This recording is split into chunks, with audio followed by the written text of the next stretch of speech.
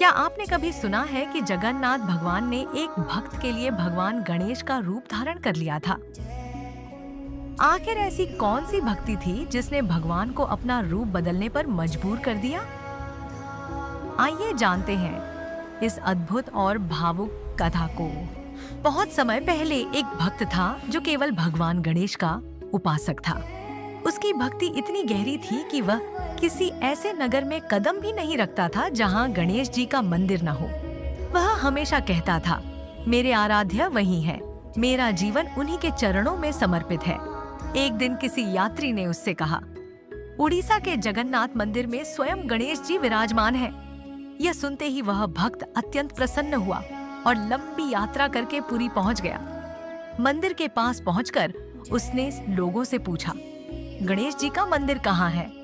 लोगों ने आश्चर्य से कहा, यहाँ गणेश जी नहीं, यहाँ तो भगवान जगन्नाथ विराजते हैं, जो भगवान श्री कृष्ण का ही रूप है।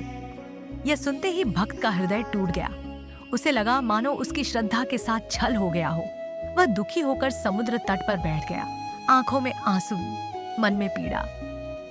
वह बार बार गणेश जी को पुकारने लगा, हे प्रभु, मेरी भक्ति कभी डगमगाए नहीं, मैं सदा आपका ही रहूं। उसकी निष्कपट पुकार सुनकर भगवान प्रसन्न हुए। जगन्नाथ भगवान एक छोटे बालक का रूप धारण करके उसके पास आए। बालक ने मुस्कुराकर पूछा, भैया, तुम क्यों रो रहे हो? भक्त ने अपना सारा दुख कह सुनाया। बालक ने उसका हाथ थामकर कहा, सच्ची भक्ति किसी एक नाम या रूप से बंधी नहीं होती। जहां सच्चा प्रेम होता है वहीं भगवान होते हैं। इतना कहते ही उस बालक का तेज बढ़ने लगा। भक्त ने देखा उसी बालक में उसे अपने आराध्य गणेश जी का दिव्य रूप दिखाई दे रहा है और उसी में कृष्ण की मधुर लीलाएं भी झलक रही हैं। तभी भक्त समझ गया, ईश्वर एक ही है, बस उनके रूप अलग अलग हैं। उसकी आंखों से कृतज्ञता के आंसू बहने लगे। उसने श्रद्धा से भगवान को प्रणाम किया।